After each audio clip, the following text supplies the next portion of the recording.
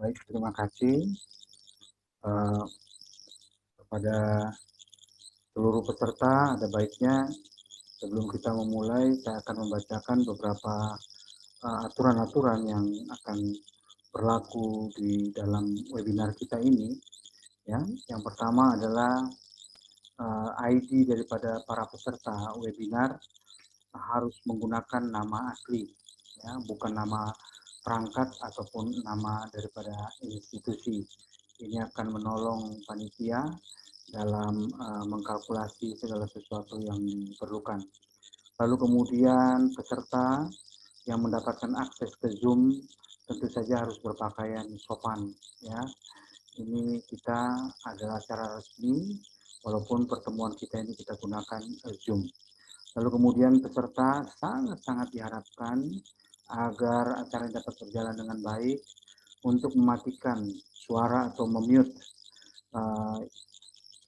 mic saudara selama proses webinar berlangsung, ya, agar proses webinar ini dapat berjalan dengan baik.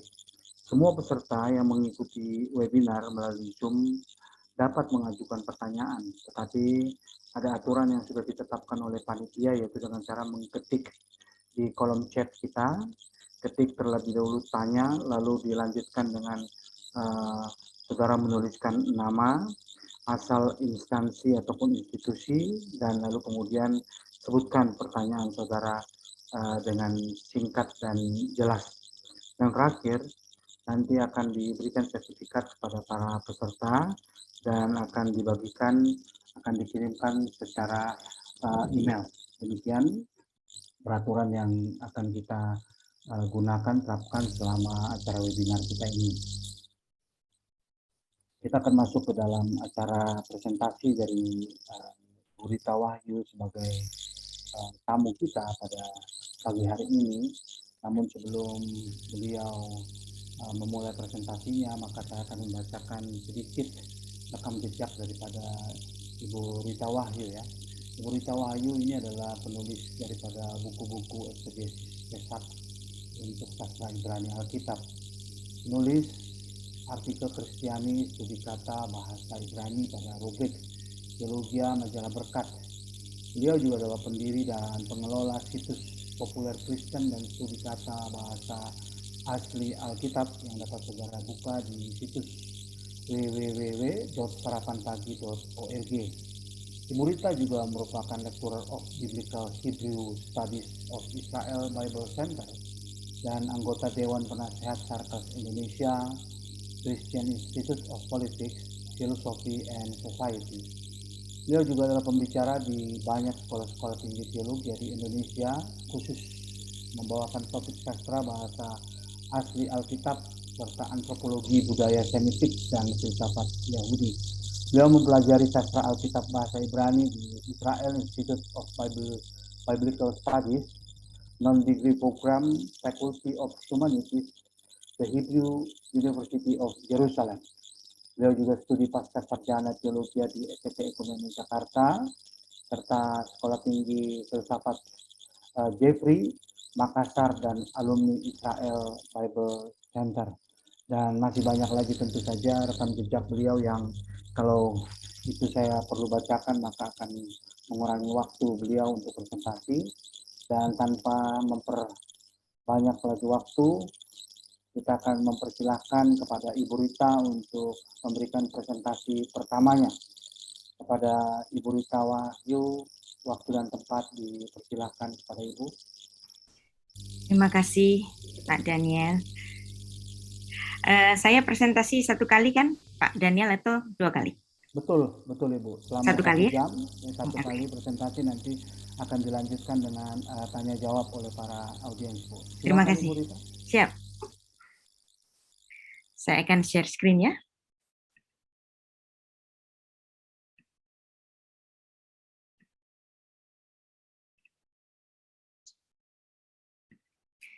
Semua bisa melihatnya? Bisa ya? Oh ya, saya akan berterima kasih kepada panitia, Ketua Panitia Bapak Elia, dan segenap mahasiswa dari STT Kataros Indonesia Bekasi, dan salam hormat kepada Bapak Ketua STT Kataros, Bapak Adolf Butar-Butar. Terima kasih kesempatannya dan terima kasih untuk segenap dosen di sini. Salam kenal, mungkin belum pernah bertemu dengan saya. Kapan-kapan mungkin setelah pandemi bisa bertemu ya. Baik, Ibu. Baik, kita akan mulai. Beshem ha'af ve'aben ve'ruah hakodes ha Elohim echad. Di dalam nama Bapa dan Putra dan Roh Kudus Allah yang Esa. Amin. Bicara mengenai Alkitab dalam budaya Yahudi, ini menarik sekali. Dan terima kasih atas kesempatannya untuk bicara mengenai Alkitab dalam budaya Yahudi. Karena sampai hari ini ada banyak sekali orang-orang yang masih sepertinya itu was-was kalau membicarakan Alkitab dalam budaya Yahudi, karena dipikirnya nanti menumbuhkan atau menambahkan nilai-nilai dari Judaism. Nah, biasanya kalau orang Kristen kalau sudah mengarah ke akar Ibrani katanya, kemudian jadi ekstrim. Nah, saya tidak mengajak Anda untuk menjadi ekstrim kanan atau ekstrim kiri. Nah, marilah kita mempelajari Alkitab yang biasanya Anda mempelajari Alkitab itu di dalam wawasan teologi Barat, karena memang sedianya kekristenan di Indonesia itu utamanya itu atau mayoritas merupakan hasil penginjilan dari para misionaris Barat, sehingga orang-orang di Indonesia ini merasa kalau kekristenan itu tampaknya seperti agama Barat. Tetapi sebenarnya enggak. Alkitab itu berasal dari timur. Siapa audiens Musa? Audiens Musa adalah bangsa Israel. Siapakah original dari audiens dari Tuhan Yesus Kristus? Sama. Audiensnya Tuhan Yesus adalah orang-orang Israel. Jadi tentu saja ada banyak hal-hal latar belakang budaya, bahkan filsafat yang sebenarnya bukan filsafat Barat, tetapi filsafat Timur, atau lebih jelasnya, lebih tepatnya adalah filsafat Semitik. Nah, mungkin kalau Anda sudah mempelajari banyak sekali teologi Barat, nggak apa-apa, karena bagaimanapun kita pun berhutang banyak kepada para teolog-teolog Barat ini yang membantu kita untuk memahami Alkitab kita. Tapi apa yang kita pelajari hari ini adalah sebagai suatu perlengkapan. Bagaimana jika Alkitab itu dibaca dalam wawasan atau filsafat Yahudi? Nah, pada 6 Desember tahun lalu, dosen saya, Profesor Eli Lysolking Eisenberg, beliau juga adalah presiden dari Israel Bible Center, yang di situ beliau menunjuk saya sebagai salah satu lecturer untuk memperkenalkan filsafat Yahudi untuk pendengar-pendengar di Indonesia, untuk orang-orang Kristen di Indonesia, dan kita dapat memahami bersama bahwa filosofia Yahudi, filsafat Yahudi mencelikkan mata dunia, dasar dari seluruh ilmu filsafat. Nah, ini adalah satu mata kuliah yang saya impikan mungkin satu saat nanti filsafat Yahudi boleh ditambahkan pada kurikulum STT di seluruh Indonesia. Nah, ini masih menjadi mimpi saya. Dan kedatangan Profesor Eli pada Bali Bless International Conference, walaupun hanya dengan daring, ini pun juga untuk menambah satu pemahaman bagi kita bahwa filsafat Yahudi itu juga penting untuk dipelajari mahasiswa-mahasiswa teologi di Indonesia. Nah, terima kasih juga untuk Sekolah Tinggi Teologi Kataros Indonesia Bekasi yang saat itu berpartisipasi untuk acara Bali Bless International Conference. Terima kasih Pak Adolf Butar-Butar. Dan ini ada banyak sekali, kami mengundang STT yang lainnya di seluruh Indonesia untuk turut bergabung dan mengajak para mahasiswanya untuk hadir pada conference tersebut untuk menikmati atau mengecap apa sih filsafat Yahudi itu. Filsafat Yahudi mungkinkah masuk pada kurikulum STT dan STAK di Indonesia? Nah, ini masih menjadi mimpi. Barangkali semoga ini didengar oleh Dirjen Bimas Kristen mungkin ya yang berurusan langsung dengan STT di Indonesia. Mungkin satu saat ini menjadi salah satu kuliah wajib bagi para mahasiswa teologi di Indonesia. Nah, sebenarnya Alkitab adalah buku filsafat. Nah, nggak mungkin. Nah, biasanya orang begitu. Dianggapnya Alkitab itu hanya sebatas buku iman, tetapi sesungguhnya tidak. Alkitab adalah buku filsafat, buku yang mengajari kita untuk berolah pikir. Dan Alkitab kita dibuka dengan kitab genealogi atau kitab Kejadian yang menjadi kitab genealogi. Karena kitab Kejadian ini mencatat semua kejadian-kejadian awal yang ada di alam semesta ini. Saya menulis 3 buku.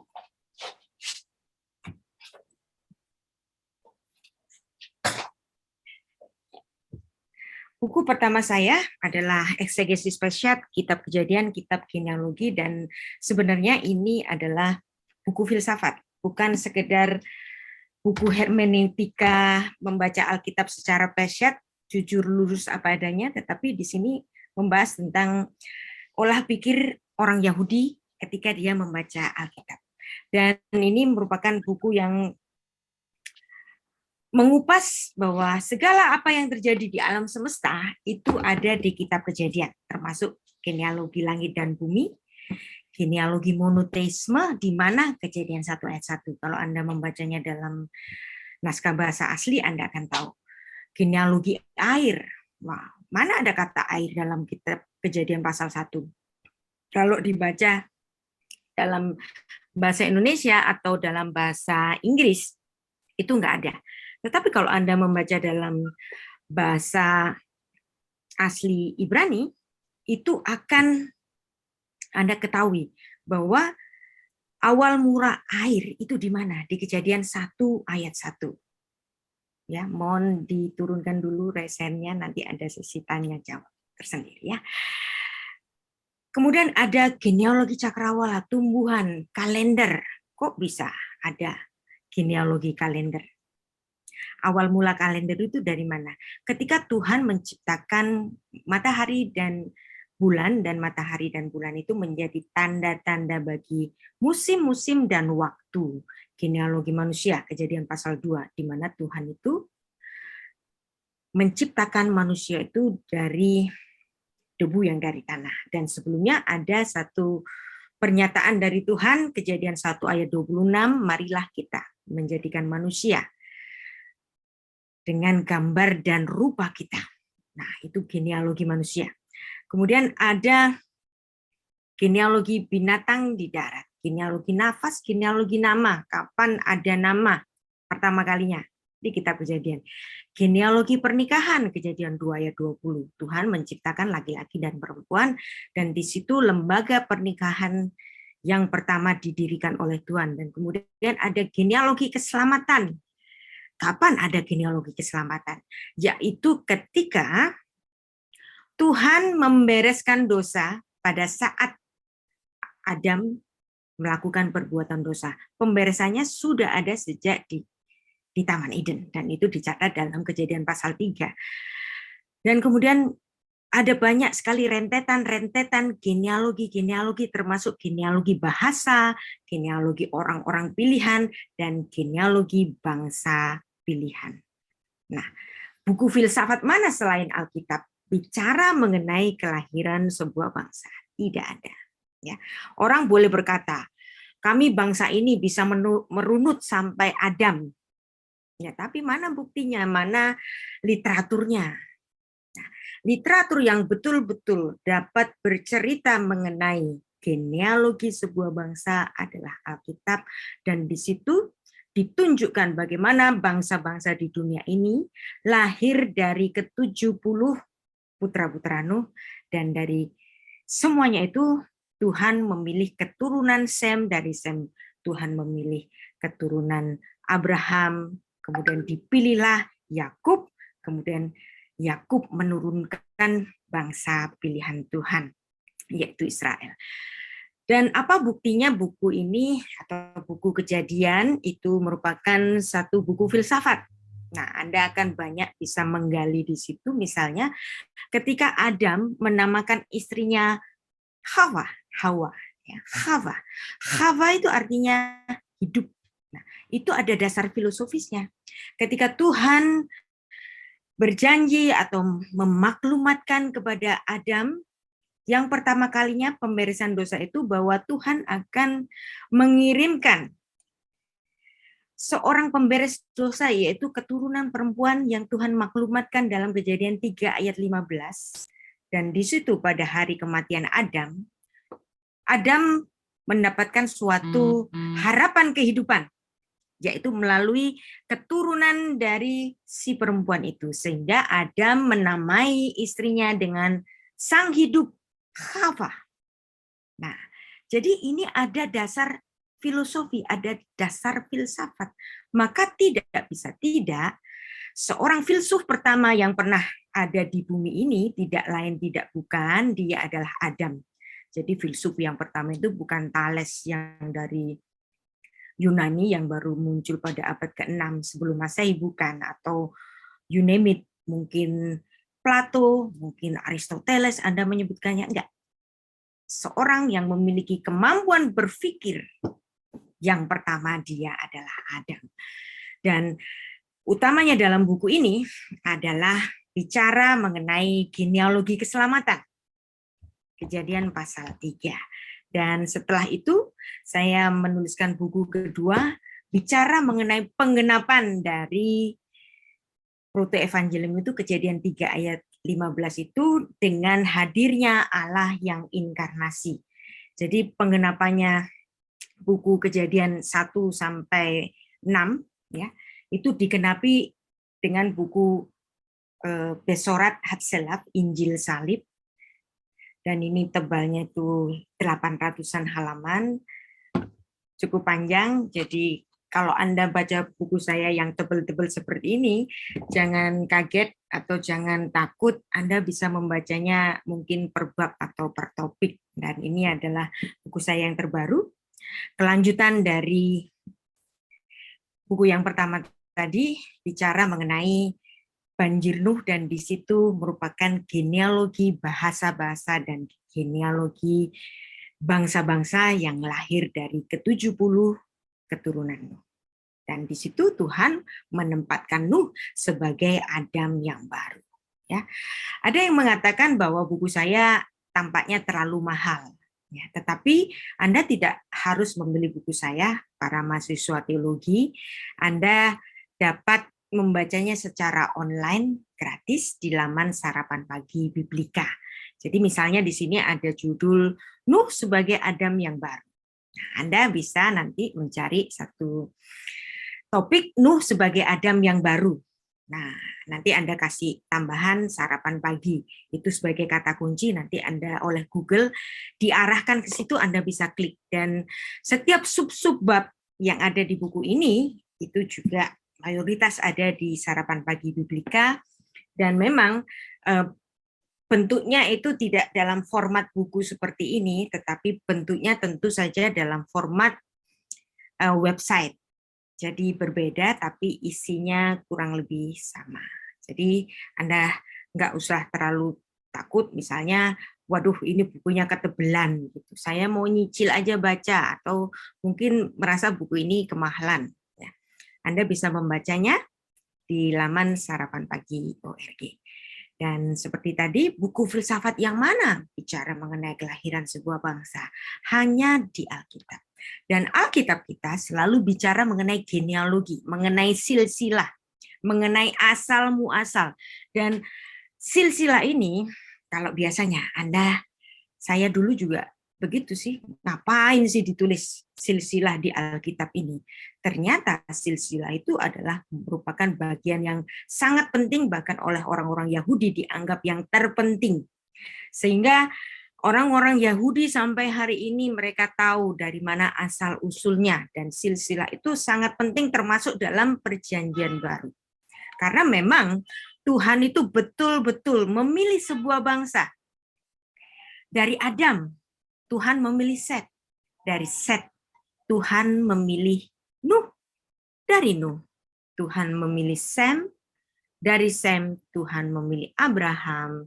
Dari Abraham, Tuhan memilih Ishak. Kemudian Yakub menurunkan bangsa Israel. Sehingga penulisan silsilah sangat penting sekali. Jadi kalau dirunut, Yesus itu dari mana asal muasalnya? Ini bisa dirunut sejak kitab Kejadian. Misalnya Matius 1 ayat 1. Ini silsilah Yesus Kristus, anak Daud, anak Abraham. Nah, jadi kalau bicara mengenai Abraham, balik lagi ke kitab Kejadian, bukan? Sefer Toledot, Yeshua HaMashiach, ben David, ben Abraham. Dan ditulis bahwa silsilah Yesus Kristus itu bisa dirunut sampai Abraham yang ditulis dalam kitab Kejadian. Artinya kitab Kejadian ini menjadi dasar dari seluruh apa yang ada di Alkitab. Bahkan sampai kita hidup hari ini itu ada dasarnya. Di mana? Dasarnya di kitab Kejadian. Dan bahkan kalau Matius itu bicara sampai Abraham, Lukas bicara sampai Adam. Jadi silsilahnya Yesus itu bisa dirunut sampai Adam yang berasal dari Allah. Inilah sebabnya kalau Anda membaca dalam Perjanjian Lama ada banyak sekali silsilah, bahkan dalam Perjanjian Baru dikonfirmasi kembali bahwa Yesus itu asalnya dari mana. Itu bisa dirunut bahkan sampai ke Adam. Nah, saya memiliki cita-cita, memiliki mimpi kapan filsafat Yahudi itu boleh menjadi bagian dari kurikulum untuk STT-STT di Indonesia. Bulan awal Januari yang lalu, saya bertemu dengan seorang dosen filsafat yang sangat terkenal. Beliau sangat pintar sekali tentang ilmu filsafat, karena memang juga lulusan dari luar negeri.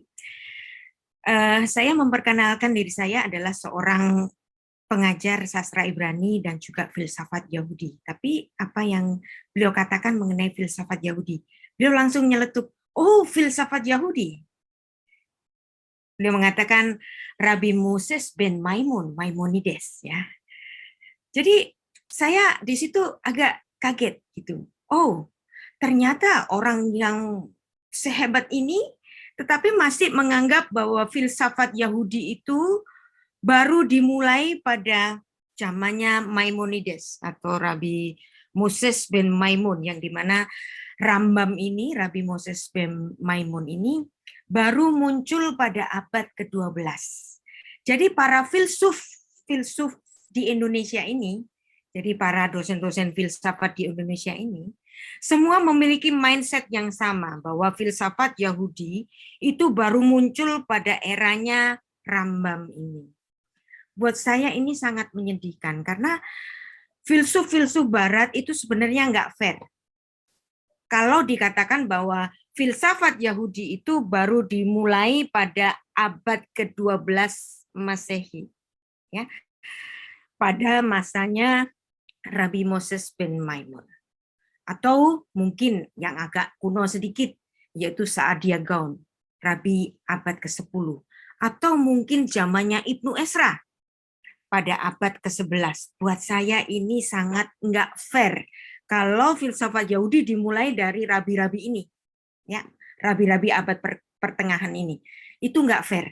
Karena sebenarnya kalau Anda membaca literatur Yahudi, literatur Yahudi itu semuanya berdasarkan Torah, dan kemudian sisanya literatur Yahudi itu adalah komentari mengenai kitab Torah. Tulisan Rambam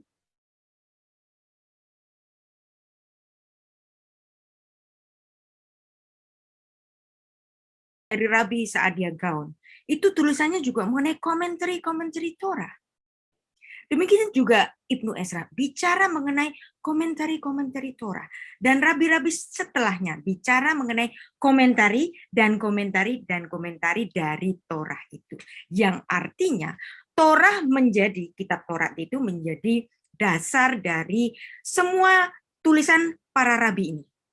Yang artinya berarti filsafat Yahudi itu nggak fair kalau baru dipijakkan pada eranya Rabi Moses ben Maimon. Ini nggak fair. Filsafat Yahudi harus dimulai dari mula tulisan-tulisan mereka, yaitu apa? Yang menjadi dasar dari tulisan-tulisan mereka, yaitu tulisan-tulisan dari Moshe Rabbeinu, Rabban Shekol Hanefi, dari tulisan Musa. Dan ini ada dalam tulisannya Philo. Philo adalah seorang filsuf. Dia mengatakan bahwa Musa adalah filsuf terbesar sepanjang zaman. Philo hidup di dunia ini, di Alexandria pada sekitar tahun 20 sampai eranya Philo itu tahun 20 sebelum Masehi sampai 50 Masehi, ya. Dan di sini Philo diakui oleh filsuf-filsuf dunia sebagai salah satu filsuf. Dan Philo sendiri memandang bahwa Musa adalah filsuf terbesar sepanjang zaman. Kalau Anda membaca dalam bahasa Inggrisnya, itu the all great Moses. Kalau Anda membaca ini dalam wawasan Ibrani, Moshe Rabbeinu, Rabban Shekol Hanefi, Musa rabi besar kami. Rabinya semua nabi-nabi, yang artinya di sini Musa menjadi dasar dari seluruh pemikiran-pemikiran Yahudi. Maka filsafat Yahudi harus dimulai dari tulisan Musa, yaitu apa? Kitab Torah. Dan bukan cuman Philo. Mungkin Anda bilang gini, ya jelas sih karena Philo itu orang Yahudi, maka dia pantas aja kalau ngomong bahwa Musa adalah filsuf terbesar sepanjang zaman, sama-sama Yahudinya, gitu kan? Nah, ini kalau Anda mungkin berpikiran seperti itu. Tetapi kalau Anda membaca dalam tulisan-tulisan filsuf-filsuf yang lain, misalnya Theophrastus of Eresos, ya, Choose a Nation of Philosopher. Dia mengatakan bahwa Yahudi adalah bangsa dari para filsuf. Wow. Siapa Theophrastus of Eresos ini? Theophrastus of Eresos ini adalah murid dari Aristoteles. Dan Aristoteles adalah salah satu pemikir terbesar dari filsuf Yunani. Dia punya murid yang namanya Theophrastus of Eresos. Hidup pada sekitar tahun 371 sampai 287 sebelum Masehi. Jadi ini sebelum eranya Philo tadi. Mengatakan bahwa bangsa Yahudi adalah bangsanya para filsuf. Nah, ya. Jadi filsuf Yahudi mengakui kemampuan olah pikir orang-orang Yahudi ini sangat luar biasa. Dan kemampuan olah pikir orang-orang Yahudi itu berasal dari Moshe Rabbeinu. Musa, rabi besar kami. Kenapa Musa disebut rabi besar kami? Karena orang-orang yang belajar mengenai kitab Torah itu disebut rabi dan mengajarkan. Nah, Anda bisa membayangkan bagaimana dengan sang penulis Torah itu sendiri. Maka dia harus disebut Musa, rabi besar kami.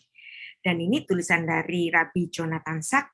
Rabbi Jonathan Sacks ini buat saya, dia adalah salah satu filsuf terbesar abad 21 yang baru meninggal pada November 2020. Ya, baru saja meninggal. Dan beliau mengatakan demikian, for Jews, education is not just what we know, it's who we are. Jadi, it's who we are. Education awalnya itu kapan? Kapan sih lembaga pendidikan orang Yahudi? lembaga pendidikan orang Yahudi itu dimulai dari eranya Musa. Kalau untuk mempertahankan negeri, kita membutuhkan pasukan. Tetapi untuk mempertahankan kebebasan, freedom, itu kita perlu pendidikan. Orang yang berpendidikan tidak dapat ditekan semena-mena oleh orang-orang tertentu karena dia memiliki pemikiran dan kemampuan untuk olah berpikir. Kita membutuhkan pendidikan. Anda membutuhkan orang tua, keluarga, serta percakapan tentang pengetahuan terus-menerus antar generasi. Dan mula dari institusi pendidikan itu dimulai dari ketika Musa menuliskan Torah dan mengajarkannya kepada bangsa Israel. Dan bagi orang Yahudi, hikmat adalah harta terbesar manusia. Hikmat itu adalah harta yang portable, bisa Anda bawa-bawa kemana-mana. Ya, mungkin Anda hari ini seorang yang kaya, punya tanah 10 hektar, punya emas sekian kilo, punya diamond sekian. Nah, itu Anda mungkin dikatakan kaya. Tetapi kekayaan Anda ini bisa hilang begitu saja. Mungkin kena tsunami, tanahnya jadi hilang. Mungkin banknya kolaps, tabungan Anda di bank itu jadi hilang. Ya, mungkin Anda investasi kemana, investornya kabur, uang Anda jadi hilang. Nah, harta bisa hilang. Tetapi hikmat, kemampuan berpikir adalah sesuatu harta yang paling portable. Itulah sebabnya pendidikan harus diberikan kepada anak-anak kita dan diteruskan secara turun-temurun. Ada proses belajar mengajar karena hikmat, kemampuan berpikir adalah harta yang kita turunkan kepada anak cucu kita sehingga mereka memiliki kemampuan berpikir dan di situ freedom mereka didapatkan dari pendidikan mereka masing-masing. Torah is the portable land of the Jew. Jadi kalau Anda pergi ke Prancis, Anda ada melihat Menara Eiffel. Kalau Anda pergi ke Mesir, Anda bisa melihat piramid-piramid yang dibangun di situ. Bahkan di Indonesia, Anda bisa melihat Borobudur, Prambanan. Di mana-mana orang itu selalu membangun landmark. Tapi orang Yahudi punya sih dahulu itu bait Allah, tetapi bait Allahnya itu sudah runtuh, bukan? Tetapi keruntuhan bait Allah itu tidak membuat bangsa ini menjadi punah. Karena sebenarnya walaupun tidak punya landmark, tetenger dari suatu tempat, dan bahkan mereka berdiaspora hampir 2000 tahun, ya, mereka tetap dipersatukan dengan Torah. Karena bagi mereka, kitab Torah adalah the portable land of the Jew. Di mana tanah sucinya orang-orang Israel itu, bahkan ketika mereka itu berdiaspora, tidak memiliki tanah, yaitu Torah mereka. Dan ini ada dalam tulisan seorang penyair Yahudi Jerman, Heinrich Heine, mengatakan Torah is the portable land of the Jew. Bait suci sudah dihancurkan, bangsa Yahudi berdiaspora, tetapi Torah tetap tidak bisa dihancurkan. Dan oleh karena itu, Heine juga menyatakan, we are the people of the book untuk mencapai keabadian. Seorang filsuf Yahudi yang lain, George Steiner, dia menuliskan sebuah jurnal, Our Homeland, the Text. Jadi ini adalah buku saya untuk memperkenalkan filsafat Yahudi kepada orang-orang di Kristen di Indonesia untuk memperlengkapi dalam studi teologi di Indonesia. Buku saya ada 3 di sini, yaitu yang pertama Eksegesis Peshat Kitab Kejadian, membahas Kejadian 1 ayat 1 sampai Kejadian pasal 6 ayat 8, dan kemudian disusul dengan buku Injil Salib, Betsorat Hatselaf, bicara mengenai proto-evangelium dan pengenapan janji. Dan buku ketiga yang terbaru, yang baru terbit, ini adalah Parashat Noah, Kejadian 6 ayat 9 sampai pasal 11 ayat 32, bicara mengenai genealogi bangsa-bangsa dan genealogi bahasa. Nah, sekarang kita coba sih membahas mengenai antropologi budaya Semitik seperti yang dikatakan oleh Profesor Elie Sorkin Eisenberg. Mari kita menggali Alkitab, find hidden treasure, meaning gospel in the light of Hebrew culture and language. Dan di situ tentu saja dengan sendirinya Anda bicara atau belajar mengenai filsafat Yahudi. Nah, it's very important to learn the basic of Hebrew. Once you do, you will discover the riches of the Hebrew Bible. Jadi kalau Anda memiliki kesempatan untuk belajar sastra bahasa Ibrani, Anda akan dapat menggali Alkitab lebih dalam. Sekarang kita belajar mengenai latar belakang Semitik Alkitab Perjanjian Lama dan Perjanjian Baru. Siapa audiens Musa? Audiens Musa adalah orang-orang Israel. Lantas siapa audiens Yesus? Audiens Yesus sama, yaitu orang-orang Israel. Yang artinya baik Perjanjian Lama dan Perjanjian Baru syarat akan filsafat Yahudi, syarat akan latar belakang budaya Semitik. Maka marilah kita memahami dimulai dari Musa dulu. Kalau waktunya cukup, nanti saya juga akan membahas bagaimana setiap kata-kata dari Tuhan Yesus itu ada latar belakang budaya Semitiknya. Dan sebelum itu kita akan belajar dulu mengenai siapa itu sang penulis dari kitab Torah. Dia adalah Moshe Rabbeinu, Musa, Rabi besar kami.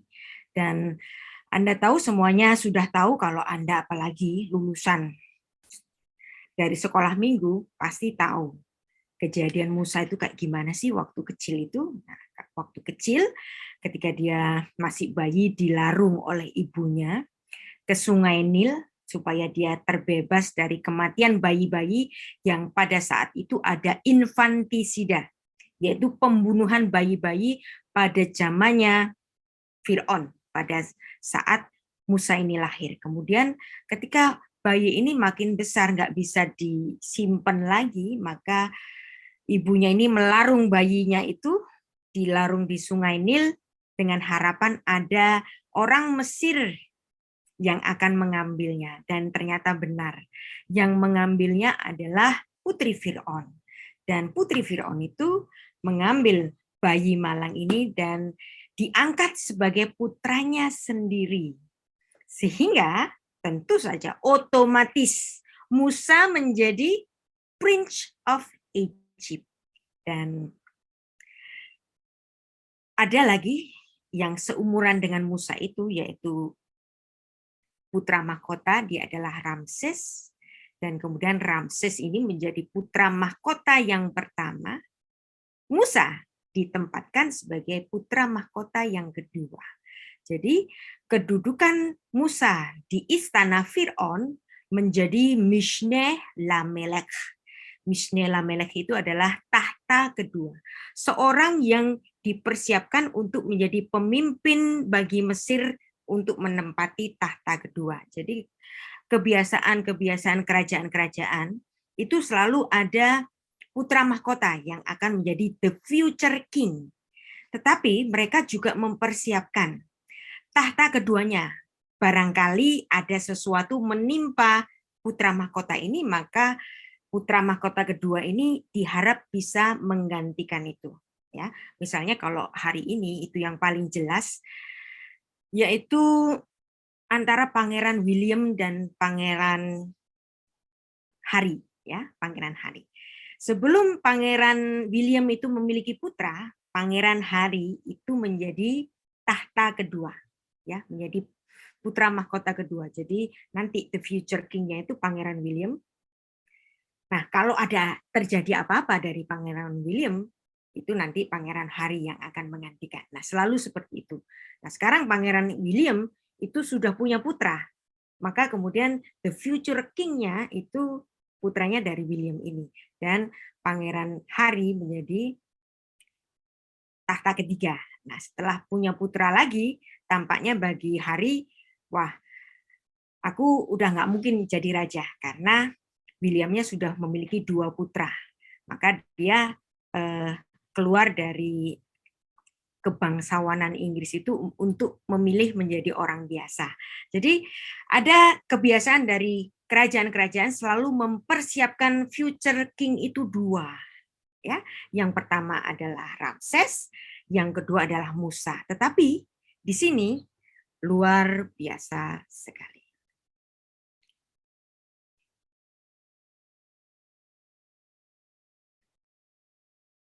Ada yang coret-coret ya.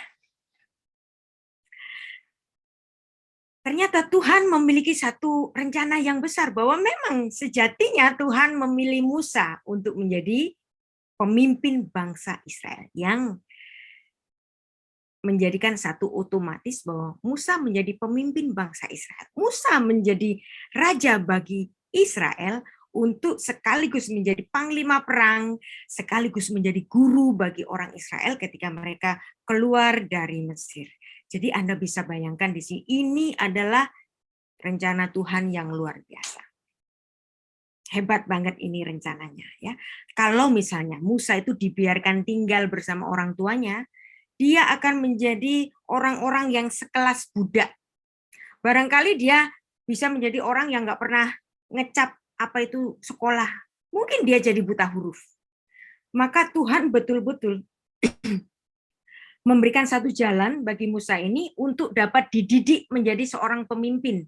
Tahu mengenai sastra, tahu mengenai ilmu kimia, tahu mengenai ilmu matematika, tahu mengenai ilmu perang.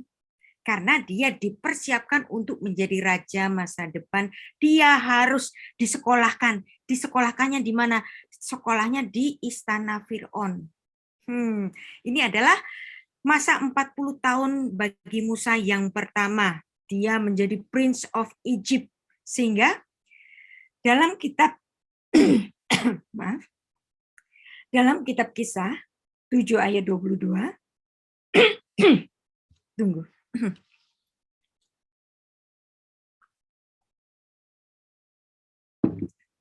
Menuliskan demikian.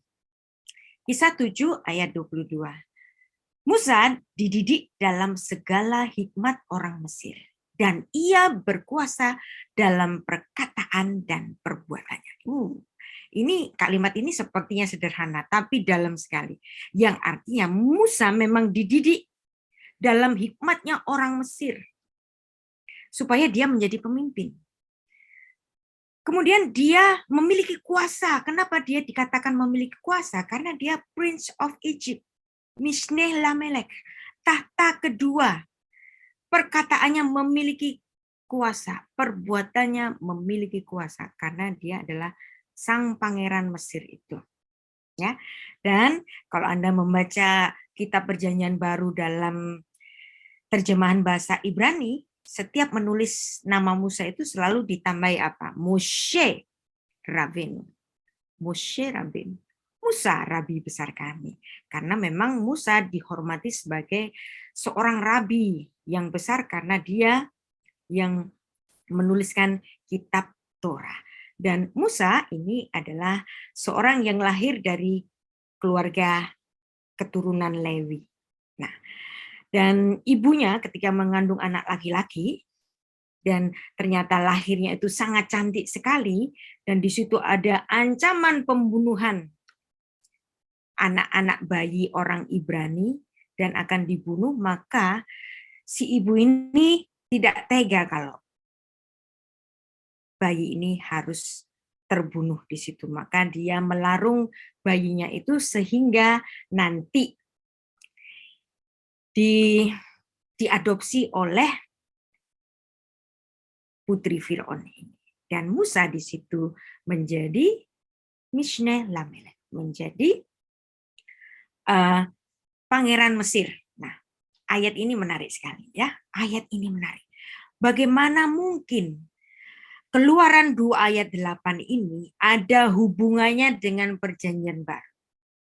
Anda kalau membaca Keluaran 2 ayat 8 dalam bahasa Indonesia, Anda nggak akan berpikir ada hubungannya dengan perjanjian baru. Ya. Maka kalau Anda membaca Keluaran 2 ayat 8 dalam sastra bahasa asli Ibrani, Anda akan menemukan sesuatu korelasi yang berhubungan antara perjanjian lama dan perjanjian baru. Ya, kita baca. Bahasa Indonesianya dulu. Saud putri Fir'aun kepadanya, baiklah, lalu pergilah gadis. Ya. Gadis di situ, dia adalah siapa? Miriam. Miriam itu siapa? Kakaknya dari Musa ini yang disuruh oleh ibu Musa itu untuk mengawal. Kira-kira nanti siapa yang ngambil bayi ini? Ternyata yang ngambil adalah putri Fir'aun. Dan si Miriam ini, Miriam, Anda lihat ya, ingat-ingat namanya Miriam. Miriam itu disebut dengan istilah Alma. Alma itu apa? Perempuan muda. Jadi perempuan muda yang berumur antara 8 sampai umur 20 itu boleh disebut dengan Alma. Nah, ini lucunya. Si Miriam ini disebut dengan sebutan Alma, perempuan muda. Jadi perempuan muda ini menyertai Musa yang dilarung di situ untuk lepas dari bahaya infantisida, pembunuhan bayi-bayi oleh Fir'aun saat itu. Nah, jadi di sini Anda bisa melihat ada perempuan muda yang bernama Miriam. Perempuan muda itu bahasa Ibrani adalah Alma. Dan di situ ada bayi Musa, bayinya disebut dengan Yelet. Nah, dalam kitab Keluaran pasal 2 ini ya. Kemudian ada kata ta'aluma. Nah, kata ta'aluma ini artinya rahasia. Nah, Musa itu suka melakukan wordplay ya. Kenapa dia sengaja memilih kata alma padahal untuk kata perawan gadis kecil itu juga boleh dikatakan dengan betula. Tetapi di sini Musa itu sengaja menuliskan kata alma. Karena kata alma, kalau Anda belajar sastra Ibrani, itu berhubungan dengan kata ta'aluma. Jadi si gadis muda ini, Alma, itu mengemban satu rahasia yang besar, ta'aluma.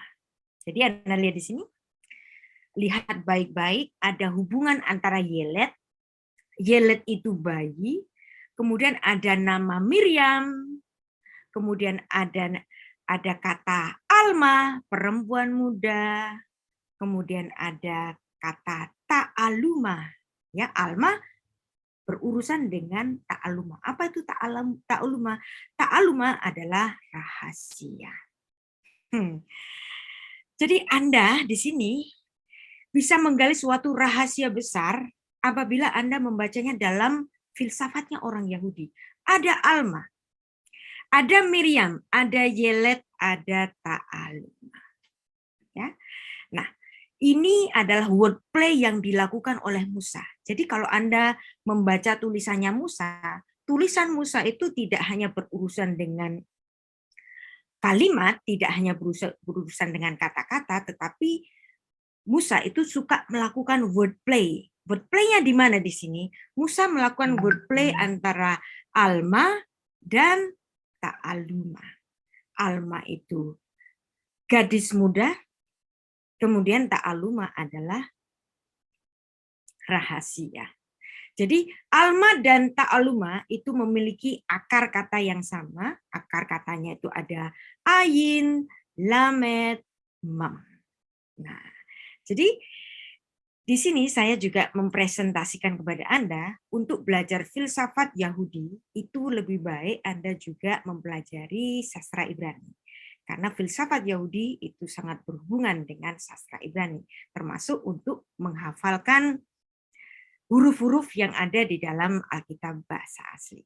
Tampaknya ini sulit, tampaknya ya, tetapi ini akan bisa dilalui. Dulu waktu saya sekolah itu nggak pinter-pinter banget kok, tetapi kalau kita bertekun, kita bisa mendapatkan itu semua untuk memahami apa itu filsafat Yahudi. Nah, sekarang apa hubungannya dengan Yesaya 7 ayat 14? Ini menarik. Ternyata ada hubungannya juga dengan Keluaran 2 ayat 7. Saya bacakan Yesaya 7 ayat 14. Sebab itu Tuhan sendirilah yang akan memberikan kepadamu suatu pertanda.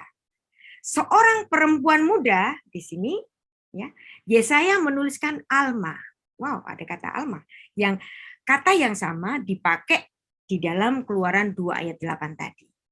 Alma ini akan mengandung, melahirkan seorang anak laki-laki dan dia menamakan dia Immanuel.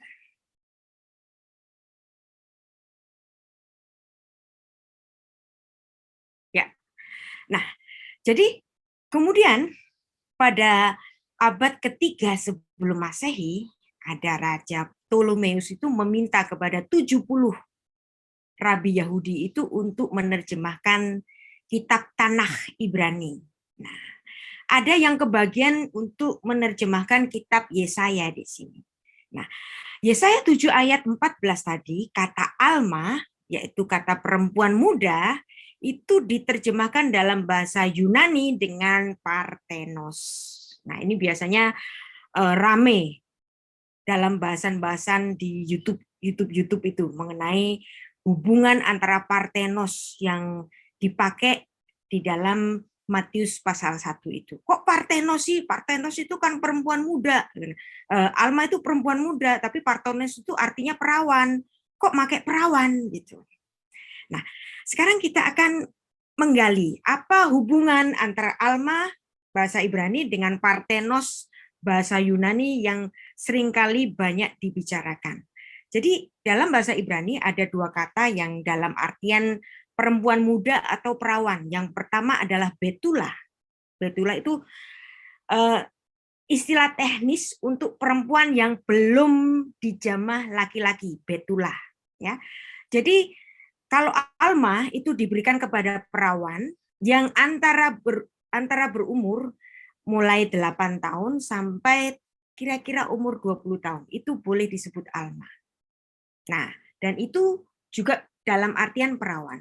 Tapi kalau betulah itu adalah perempuan perawan secara teknis. Misalnya ada seorang perawan berumur 40 tahun. Nah, dia nggak boleh disebut Alma. Dia boleh disebut betulah. Nah, betulah ini adalah perawan secara teknis, tidak pernah dijamah laki-laki. Tapi Alma itu merujuk kepada gadis yang masih muda, yang belum dijamah laki-laki. Nah, jadi di sini ada dua istilah. Nah, di Yesaya 7 ayat 14 tadi ada kata Parthenos yang artinya perawan secara teknis belum dijamah laki-laki. Nah, ini disalah-salahkan oleh beberapa orang. Salah itu mestinya, ya, karena itu nulisnya Alma, jadi nggak boleh disebut dengan perawan atau virgin. Tapi kata virgin itu betul-betul merupakan suatu terjemahan dari kata Parthenos bahasa Yunani ini, yang di dalam bahasa aslinya itu arti harfiahnya itu anak dara atau gadis yang masih muda. Nah, sekarang kita melihat ada satu kontroversi ini antara Alma bahasa Ibrani yang diterjemahkan dalam bahasa Yunani Septuaginta 3 abad sebelum Tuhan datang ke bumi, sudah ada terjemahan Yunani diterjemahkan dengan Parthenos ini tadi. Ya. Nah, ini tampaknya menarik. Alkitab itu nggak pernah mengatakan ada satu sosok yang dipercaya sebagai seorang penerjemah dari kitab Septuaginta abad ketiga sebelum Masehi. Ya, ini luar biasa sekali. Yesus Kristus itu lahir sebagai orang Yahudi, maka dia pun mengikuti tradisi-tradisi Yahudi. Orang tuanya membawanya ke bait Allah pada hari penyunatannya, yaitu 8 hari setelah kelahirannya. Nah, kalau Anda mengikuti YouTube saya, itu ada banyak sekali bahasan-bahasan mengenai perkiraan atau bagaimana Bapak Gereja itu memandang mengenai penanggalan Yesus lahir. Nah, kalau Yesus lahir itu lahir pada 25 Desember, maka 8 hari setelah kelahirannya itu adalah masuk pada 1 Januari. Dan 1 Januari adalah hari penyunatannya, Brit Milah. Dan ini ditulis dalam Lukas 2 ayat 21. Dan ketika genap 8 hari ia harus disunatkan, ia diberi nama Yesus, yaitu nama yang disebut oleh malaikat sebelum ia dikandung ibunya. Nah, ya. Bapak Gereja Hippolytus. Siapa itu Hippolytus? Hippolytus adalah murid dari Irenaeus. Irenaeus adalah murid dari Polikarpus. Polikarpus adalah murid dari Rasul Yohanes. Berarti Hippolytus di sini adalah generasi keempat apostolik. Dalam bukunya The Commentary of Daniel, dia mengatakan bahwa kelahiran Yesus itu adalah 8 hari sebelum kalender Januari. Dia menuliskan seperti ini, Egeneto pro octo kalandon Januarion. Coba Anda hitung, 8 hari sebelum tanggal 1 Januari, maksudnya tanggal berapa? Tanggal 25 Desember. Yang artinya, tanggal 25 Desember sudah disebut oleh Bapak Gereja Hippolytus pada tahun 204 Masehi. Jadi peringatan Natal bukan seperti yang diberitakan atau dituduhkan banyak orang baru diperingati pada abad keempat Masehi. Enggak, ya. Pada abad kedua sudah dipahami oleh Bapak-Bapak Gereja, yang artinya tuduhan bahwa Natal itu adalah pagan, itu adalah fitnah besar luar biasa. Nah, 8 hari sebelum kalender Januari. Kalau Anda runut, masuknya pada apa? 25 Desember, dan pada 25 Desember 5 sebelum Masehi itu equal dengan tanggal Hanukkah, yaitu 25 Kislev. Jadi Yesus Kristus lahirnya itu ada hubungannya dengan hari raya Yahudi. Nah, dan ini juga ada di dalam tulisan dari Bapak Bambang Nursena, yang beliau itu menerjemahkan Koptik Apostolorum Didaskalia yang ditulis pada tahun 189 Masehi ini dari bahasa Arab ke dalam bahasa Indonesia. Dan Anda juga bisa membaca dalam buku Apostolorum Didaskalia dari Gereja Syria. Anda bisa melihat di lamannya itu, dan ini bisa Anda konfirmasi lagi bahwa Tuhan Yesus itu lahir pada tanggal 25 pada bulan yang ke-9. Tanggal 25 pada bulan ke-9, yaitu bulan Kislev kalender Ibrani, itu adalah kelahiran Yesus Kristus. Jadi Yesus Kristus lahir pada tanggal 25 Kislev kalender Ibrani.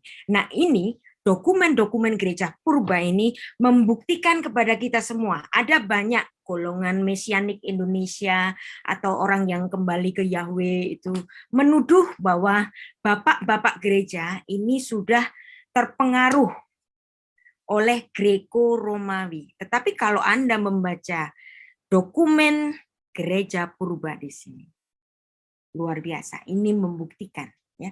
Ini adalah bukti otentik bahwa Yesus Kristus kelahirannya ditulis dalam kalender Ibrani, ya, 25 bulan Kislev, dan itu adalah bertepatan dengan hari raya Hanukkah. Jadi tuduhan bahwa bapak-bapak gereja itu sudah terpengaruh Greko-Romawi adalah fitnah jahat. Karena baik Hippolytus maupun dokumen-dokumen gereja lainnya itu masih menempatkan diri mereka bahwa mereka adalah murid dari Kristus, Tuhan yang lahir sebagai seorang Yahudi. Pada saat Hippolytus ini melakukan pelayanannya dan menuliskan buku ini pada tahun 204, dia tidak pernah kehilangan identitasnya bahwa dia adalah pengikut Yesus Kristus orang Yahudi. Apa susahnya bagi Hippolytus itu untuk mengatakan Yesus Kristus lahir pada 25 Desember, tetapi dia mengatakan Yesus Kristus lahir 8 hari sebelum kalender Januari. Kata 8 tadi, angka 8 merujuk kepada hari penyunatannya. Karena dalam tradisi Yahudi, seorang laki-laki Yahudi itu baru dihitung kehidupannya dan baru diberi nama ketika ia berumur 8 hari, yaitu pada hari penyunatannya. Sehingga Hippolytus di sini pun merujuk kepada angka 8 itu, angka dimulainya Yesus diberi nama. Jadi Hippolytus tidak pernah kehilangan jati dirinya sebagai seorang murid Kristus, seorang Yahudi.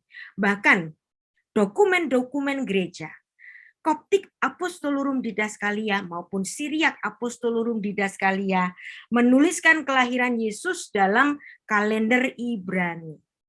Yang artinya dokumen-dokumen gereja ini walaupun banyak ditulis dalam bahasa Yunani atau dalam bahasa Koptik atau dalam bahasa Syria, identitas Yesus Kristus sebagai seorang Yahudi tidak pernah hilang.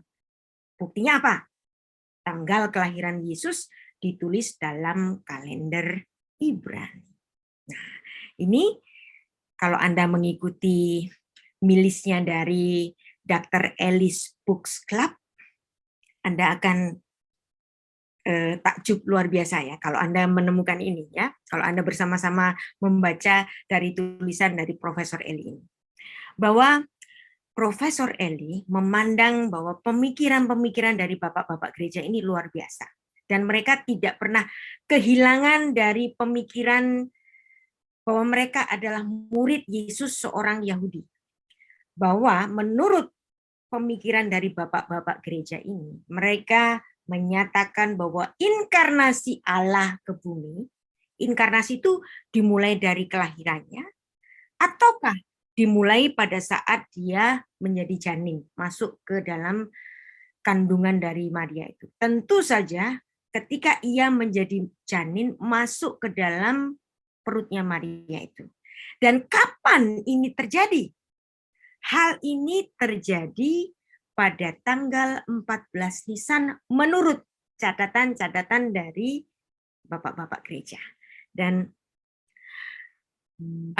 Dr. Eli di sini itu memandang ini suatu hal yang sangat luar biasa. Apa sih 14 Nisan?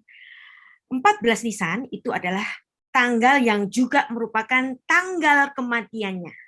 Jadi inkarnasinya ke bumi masuk ke perutnya Musa itu 14 Nisan, itu sama dengan pada saat Tuhan Yesus mati di kayu salib. Nah, berarti inkarnasi Kristus menjadi daging itu terjadi pada hari raya Paskah. Jadi Paskah adalah merujuk kepada inkarnasinya. Nah, karena ini tulisannya agak panjang dan kalau saya baca ini menjadi kecil, jadi ini saya perjelas ya. Jadi dia mengatakan surprisingly di sini. Di sini agak kecil ya. Kayaknya tadi saya nulis di sini deh. Surprisingly. Ini yang ada di sini ya. Supaya Anda bisa, ya ini surprisingly. Nah ini saya perbesar supaya Anda dapat membaca.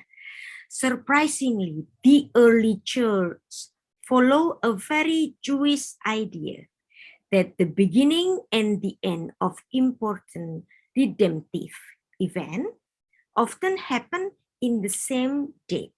Jadi Profesor Eli di sini merujuk Bapak Gereja Tertullianus yang menyatakan inkarnasi Allah ke bumi itu terjadi pada tanggal 25 Maret ya, masuk ke dalam perutnya perutnya Maria.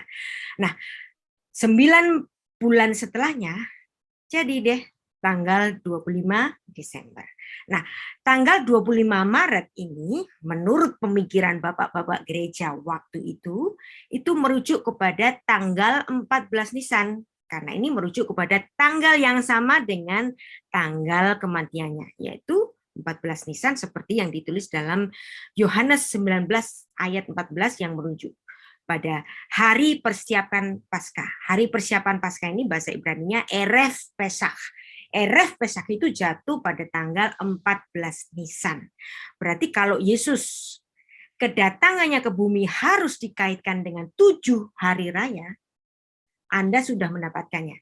Bahwa inkarnasi Allah ke bumi, menjadi manusia Kristus, masuk ke dalam perut Maria, terjadi pada tanggal 14 Nisan. Nah, ini menarik. Nah, hubungan antara Alma tadi, Almahnya itu adalah perempuan muda, kemudian kakaknya Musa itu adalah Miriam. Bukan suatu kebetulan bahwa ibu yang menjadi pengemban Allah yang inkarnasi, dia juga bernama Miriam. Wow. Dan Miriam ini dalam Yesaya 7 ayat 14 juga disebut sebagai Alma, yang diterjemahkan dalam bahasa Yunani Parthenos tadi. Nah, sekarang siapa sih yang menerjemahkan Yesaya 7 ayat 14 tadi itu dengan kata Parthenos? Nah, ini menurut catatan gereja kuno Koptik, ya, gereja purba, itu menyatakan bahwa yang menerjemahkan adalah seorang yang bernama Simeon. Siapa itu Simeon? Simeon adalah seorang tua yang menyambut bayi Yesus di bait Allah dan kemudian dia menggendongnya. Masih ingat ceritanya? Nah, di situ tidak diceritakan berapa umurnya Simeon ini. Nah, saya baca ayat ke-22. Dan ketika genap waktu pentahiran dan seterusnya, ini ketika orang tuanya itu membawa bayi Yesus ke bait Allah. Dan di bait Allah itu, di Yerusalem ada seorang yang bernama Simeon. Dia seorang yang benar dan saleh, menantikan penghiburan bagi Israel. Roh Kudus ada di atasnya, dan kepadanya dinyatakan oleh Roh Kudus, ya, dia mendapatkan wahyu dari Roh Kudus bahwa dia tidak akan mati sebelum melihat Mesias. Orang ini sangat tua sekali, tapi dia nggak mati-mati sampai dia melihat Mesias yang dijanjikan itu. Dan dia seorang yang diurapi Tuhan. Di sini memang Alkitab tidak menuliskan berapa umur Simeon. Nah, ketika dia mendengar atau mungkin mendapatkan wahyu kembali dari Roh Kudus bahwa dia harus datang ke bait Allah, karena dia datang ke bait Allah itu oleh Roh Kudus, maka dia itu sepertinya diantar oleh Roh Kudus. Kamu harus pergi ke bait Allah sekarang. Anak itu dibawa masuk oleh orang tuanya untuk melakukan kepadanya apa yang dilakukan sesuai hukum Taurat, yaitu apa? Upacara-upacara pentahiran itu. Nah, pada saat Simeon ini menyambut bayi Yesus itu, dia menatang bayi itu, menggendong dan mengangkatnya ke atas, dia memuji Tuhan. Sekarang Tuhan, biarkan hambamu ini pergi dalam damai sejahtera. Sekarang aku boleh mati. Maksudnya begitu. Sebab mataku telah melihat keselamatan yang daripadamu, yang telah engkau sediakan di hadapan segala bangsa, yaitu terang yang menjadi pernyataan bagi bangsa-bangsa lain dan menjadi kemuliaan bagi umatmu Israel. Nah, di situ juga ada saksi yang lain, yaitu nabiah yang bernama Hana. Dan Hana ini tidak saya bahas nanti supaya mempersingkat waktu. Jadi kesaksian Simeon dan Hana ini itu untuk memberikan satu konfirmasi bahwa betul-betul Sang Mesias yang dijanjikan, Allah yang inkarnasi itu sudah lahir ke bumi. Nah, Simeon. Siapa sih Simeon itu? Cuman dibilang orang tua yang nggak mati-mati sebelum melihat bayi Yesus. Dan ini kita banyak dibantu melalui catatan Gereja Ortodoks de Synaxarion bahwa Simeon adalah salah satu rabi Yahudi yang dipilih pada abad ketiga sebelum Masehi, ketika dia menerjemahkan kitab Yesaya, dia menerjemahkan kata Alma tadi dengan kata Parthenos, dan kemudian dia itu agak ragu mengenai terjemahan kata Alma dengan kata Parthenos. menurut catatan Sinaksarion tadi, ya, harusnya nggak diterjemahkan dengan Parthenos deh. Harusnya diterjemahkan dengan Neanis atau seorang perempuan muda. Kalau Parthenos ini kan artinya perawan. Tapi ketika menurut Sinaksarion ini, ketika Simeon ini hendak menghapus kata Parthenos, dia dicegah oleh malaikat. Ya. Dia dicegah oleh malaikat, jangan kamu hapus. Itu sudah benar terjemahan Parthenos itu, bahwa ada perawan nanti yang akan melahirkan sang putra.